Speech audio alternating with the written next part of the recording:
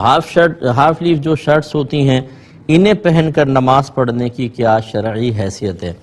دیکھیں، ایک تو ہوتا ہے کہ یہ یونیفارم ہو، جیسے بچے اسکول کے یونیفارم ہے، ہماری نیوی کا یونیفارم ہوتا ہے، اس میں تو کوئی قباحت نہیں شرعی لحاظ سے، کیونکہ یہ مرد کے جو ہاتھ ہے یہ کوئی ستر میں داخل نہیں ہے، اور وہاں پر اس طرح کی شرٹ پہننا معیوب بھی نہیں ہے،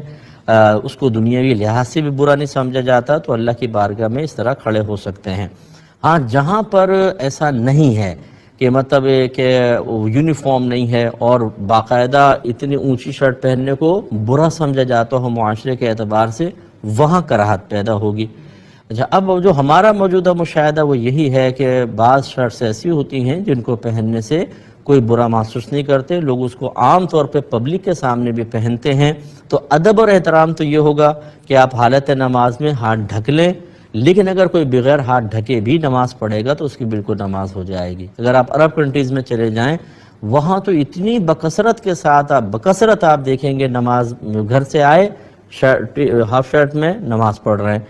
تو بالکل نماز ہو جاتی ہے، لیکن ادب احترام یہی ہے کہ ہاتھ ڈھک کر نماز پڑھیں۔ باقی تفصیل میں نے آپ کی خدمت میں ذکر کے بعد صلاۃ و تسبیح وغیرہ پڑھ سکتے ہیں۔ دیکھیں، اذان بھی دور کی بات، جیسے ہی فجر کا وقت شروع ہو جائے، کیونکہ اذان تو تھوڑی بعد ہوتی ہے، جیسے ہی فجر کا وقت شروع ہو جائے اس وقت سے لے کر اور پھر طلوع آفتاب تک صرف سنت فجر پڑھ سکتے ہیں، اور اس کے بعد فرض ہے، کوئی نفل سجدہ، نفل نماز وغیرہ نہیں پڑھ سکتے ہیں، اور صلاۃ التسبیح نفل نماز ہے تو نہیں پڑھ سکتے، آپ چاہے کتنا ہی ٹائم باقی ہو۔ ہاں، قضا نماز پڑھ سکتے ہیں، کیونکہ نبی کریم صلی اللہ علیہ وسلم نے نفل سے منع کیا، اور قضا یا تو فرض کی ہوتی ہے یا واجب کی ہوتی ہے، لیکن وہ پبلک کے سامنے نہیں پڑھیں گے، وہ جیسے آپ گھر میں پڑھیں اور پھر مسجد میں جا کر آپ سنن پڑھ کے اور فرائض وغیرہ ادا کر لیں۔ اور باقی جو ذکر الہی وغیرہ ہیں، قرآن پاک کی تلاوت ہے، اذکار الہیاں ہیں، وہ آپ بالکل کر سکتے ہیں۔ نفل نماز پڑھنا منع ہے، نفل سجدے کو سرکار نے منع فرمایا۔ ہم کہیں سفر کا ارادہ رکھیں اور شہر کی حدود سے باہر نکل کر کم از کم 92 کلومیٹرز دور جانے کا ارادہ ہو، تو باہر نکلتے ہی پھر کون سی نماز پڑھیں گے؟ قصر نماز پڑھیں گے، یعنی آدھی جو مسافر کی نماز ہوتی ہے، یا پوری؟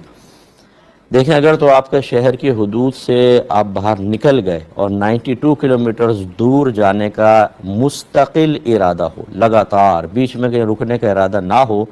تو جیسے ہی آپ باہر نکلیں گے شرعی مسافر ہو گئے،